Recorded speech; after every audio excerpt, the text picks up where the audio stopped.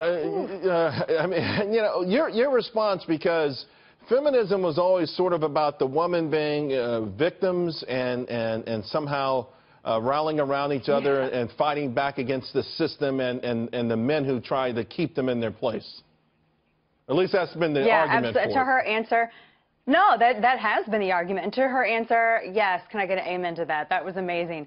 No, and you're absolutely right with this. The matriarchy seeks to replace the perceived patriarchy with itself. Modern feminism is an absolute joke. They've turned around and they've eaten themselves. It's not about the choices that you as a woman are allowed to make. You're only allowed to make choices so long as those choices go along with whatever the matriarchy chooses for you.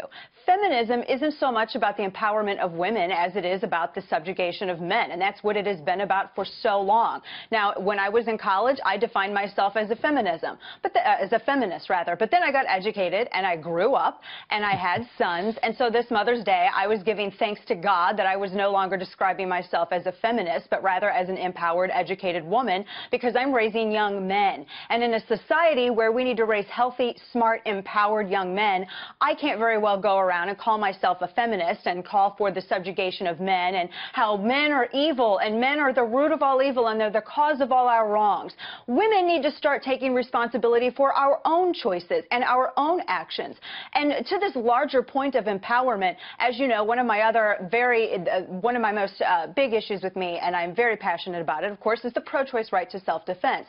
And I want to point out how hypocritical it is, how society tells women that we're smart, that we can do anything we want to do, that we're empowered. Oh, but wait, we're too stupid to own a gun. We're too stupid to carry a gun. So we have these two competing messages thrown at us all the time, every day in society. And I just think that women need to be women and realize that men and women are different and we're both good.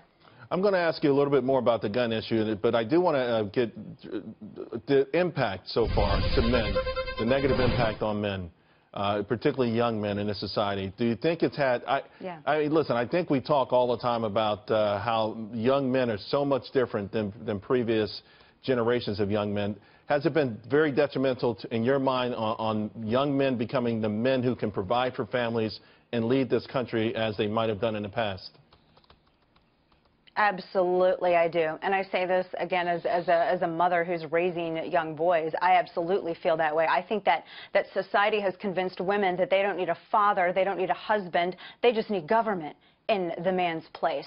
That women, you can't really do it alone unless you have government. Men have been told that they're really unimportant, that they really don't bring any value, that they're just somehow the oppressor and they need to step back and just, let women be women. I've seen men shamed for being masculine. I love masculinity. What's wrong with being masculine? What's wrong with being tough? What's wrong with chivalry? And I think that the left has a very odd idea of what chivalry is. You can be hardcore on the battlefield and you can be meek in the hall with the ladies, as C.S. Lewis had put it. And so I think that we need to get back to really cultivating those traits: chivalry, real masculinity, being unafraid to stand up and defend a woman, being unafraid to lead your family, being unafraid to take that responsibility. I think about all of the young men that are at college campuses across the country and how if they're just simply accused of sexual misconduct, they're perceived as guilty until proven innocent. Right. And that's how it goes for them. And that scares me as a mother of sons. Now, I raise my sons to be gentlemen, but we need to tell people to make sure they're raising their daughters as ladies. Dana Loesch, thank you very, very much. Really appreciate your thoughts this morning.